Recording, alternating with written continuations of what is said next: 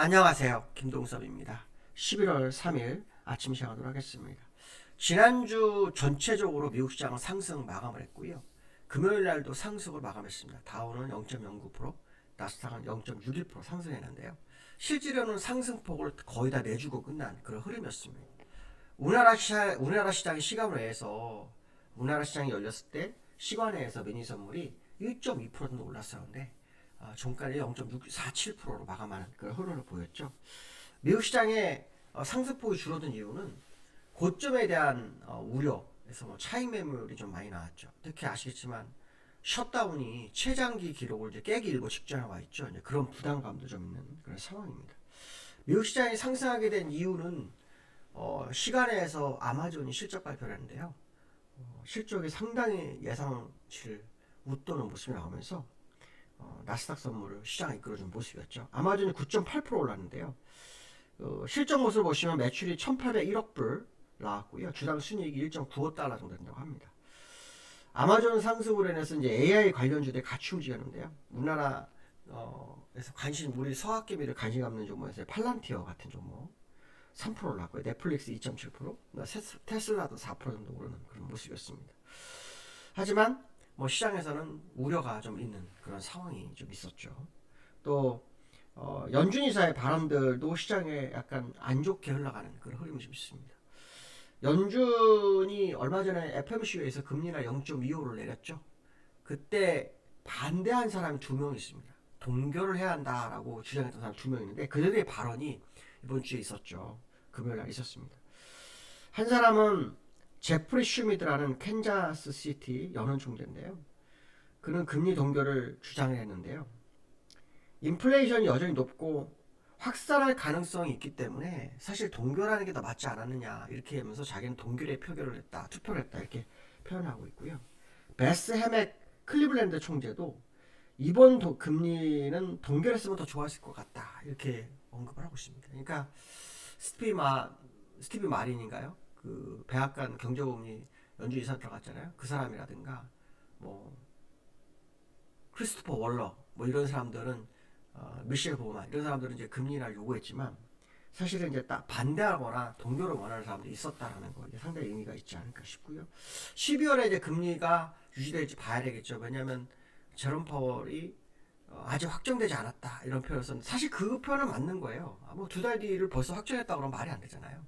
그건 맞는데 실제로 의중이 드러난 거 아닌가 이런 해석도 좀 된 모습이고요. 이번 주에는 팔란티어가 실적 발표를 합니다.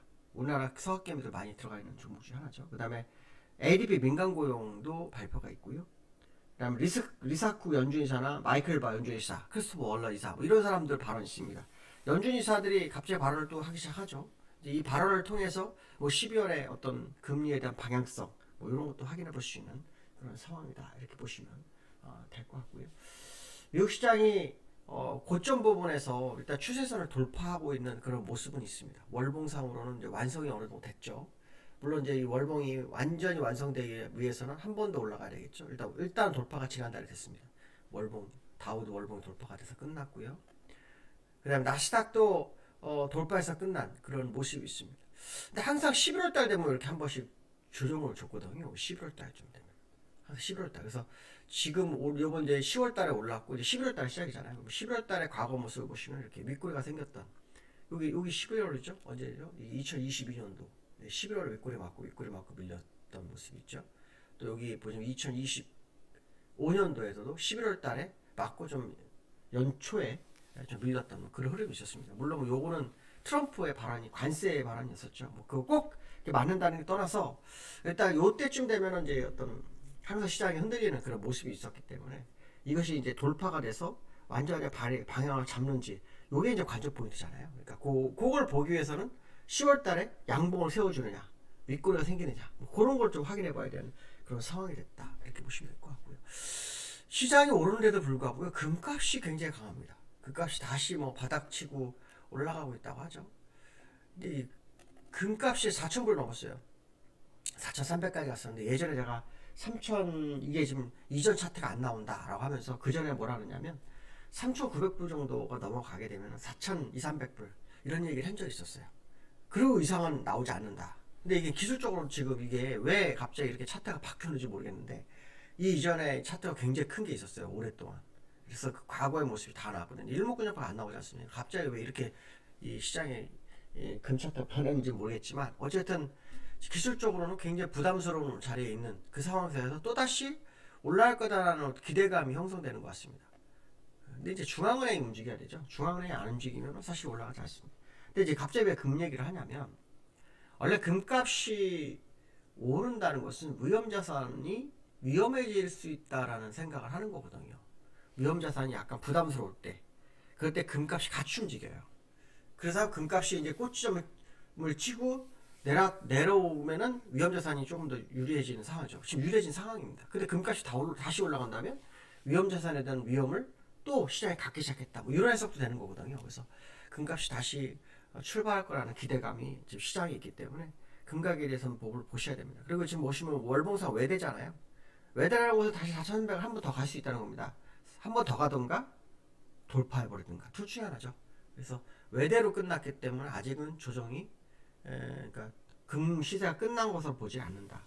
그 얘기는 위험 자산이 열심히 올라왔지만 또 시장에서는 아까 말씀처럼 차익 매물이 나오듯이 그런 부담감이 오기 시작한 건가? 라는 생각을 한번 해볼 수 있고요. 이번 주에는 ADP 민간 고용 발표가 있습니다. 이것도 시장에 상당히 의미가 있다. 왜냐하면 연준이 금리 인하한 이유 중에 하나가 고용 문제였잖아요. 아까 뭐 두 명의 연준 뭐 연은 총재들 제프리 슈미드라든가 베스메 같은 사람들은 뭐 인플레이션을 포인트로 했지만 연준이 이번에 금리 인하는 고용이었어요. 그래서 고용의 변화가 나오는지 이제부터는 정말 그 관세로 인해서 고용에 대한 부분이 나오는 거거든요. 지금부터는 제가 얘기했을 거예요. 그 관세 시작하고 6개월 지난 다음에 한 3개월 정도의 흐름 사이에서 나오는 거. 그러니까 이제부터 나오는 거는 진짜 그 관세가 이 경제에 얼마나 효과를 보여주고 있느냐. 기업 실적은 좋았다 한들 이런 부분들이 어떻게 나오는지. 그리고 실제로 기업 실적이 올 좋은 것들은 이전에 6개월에서 1년 정도의 재고를 미리 확보한 그 모습이 결과 나온 걸 수 있거든요. 그러면 이제 1년까지 본다고 했잖아요. 그러면 현재 9개월 지났으니까 3개월 남았죠. 그러니까 딱 맞는 겁니다. 지금부터 나오는 지표들은 진짜일 거다. 왜냐하면 관세가 적용돼서 나오는 진짜 지표. 그걸 확인해야 될 거다. 이렇게 보시면 될 것 같고요. 그 다음에 삼성전자가 지금 많이 올랐죠. 오늘 뭐 뉴스 보니까 하이닉스 뭐 84만 전자 뭐 닉스 막 이 얘기도 지금 나오고 있는데 이 삼성전자를 안 가지고 계신 분 입장에서는 이제 포모의 입장이 되는 거죠. 그렇죠? 포모가 되는 거고 또 가진 사람은 트라우마가 있다고 합니다. 옛날에 9만 원 갔다가 4만 원으로 내려갔잖아요. 삼성전자가 얼마 전에 그 이제 상속세 문제가 또 하나가 있었죠. 마지막으로 내려고 이제 블록딜이 있었어요. 그런 부분도 한번 우리가 확인해 봐야 되겠지만 삼성전자 일단 10만 전자 넘어가면 의미가 있어요. 10만 전자 넘어가면은 20만 전자 볼 수 있다는 얘기를 제가 한번 해드렸을 거예요. 15만 전자까지는 무조건 갈 거라고 보는데 문제는 뭐냐면 얘가 혼자만 갈 거냐 주가를 끌고 갈 거냐 이 싸움입니다. 시가총액 큰 종목이 가는데 주가가 안 가면 안 되겠지만 근래 그런 게 있어요. 삼성전자만 가면은 종목들이 안 가고 삼성전자에 쏠림 현상이 나타나는 그런 경향이 있겠죠. 특히 주말 뉴스에 보면 개인들이 지금 통장 개설 그동안 죽었던 통장 개설하고 시작했다죠. 지수가 4,000포인트 넘었는데 그런 모습이 나옵니다. 그런 부분도 보면 삼성전자 이런 쪽으로 몰려가는 확률이 상당히 높다고 봐야겠죠. 지금 뭐 계속 코스피 5천 얘기하고 있는데요. 5천도 사실은 이제 기술적으로는 없어요. 쉽지가 안 나와요. 근데 이제 중요한 것은 뭐냐면 상황에 따른 모습을 봐야 될 거다. 시장 상황을 보고 거기에 따라서 대응의 영역으로 접근해야 돼. 저는 3640 돌파한 이후로는 그러니까 3640까지는 계속 열고였거든요. 거의. 그래서 상방만 계속 보고 있었고 3640대 한번 눌렀다가 되돌려가지고 약간 어려움을 겪다가 다시 또 수익권을 다 바꿔놓고 뭐 이랬는데요. 일단 지금부터 대응의 영역으로 접근하시는 게 맞을 거다라고 말씀드릴 수 있을 것 같습니다.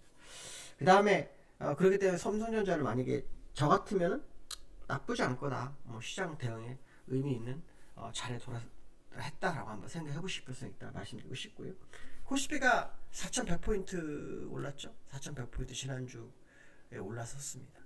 4,100포인트 올랐는데 일단 요 그 우리나라 아펙 정상회담에 대한 기대감 굉장히 컸고요. 막판에 그 엔비디아 젤슨 왕이 뭐 삼성전자 뭐 그다음에 현대차와 함께 그렇죠? 뭐 AI 반도체 공급 뭐 이런 얘기 나왔고요. 25만 개를 샀다고 하더라고요. 25만 개를 GPU를 확보했다고 하는데 왠지 모르게 우리가 공급망이 된 상황이 아닐까. 물론 뭐 삼성전자하고 그 팩토링을 해가지고 뭐 설계부터 생산까지 하겠다 뭐 이렇게 해가지고 쭉 해서 뭐 분위기 조성을 했지만 결과적으로는 우리가 거기 하인 저기 뭐야 엔비디아의 칩을 산 거잖아요. 산 거죠. 이게 현실적으로는 해서 얼마나 더 도움이 될지 한번 지켜봐야 겠습니다. 뭐 얘기에 의하면 뭐 삼성전자 84만익스 나오면서 뭐 TSMC보다 실력이 더 좋아질 거다. 그럼 그때 가봐야 되는 거고요.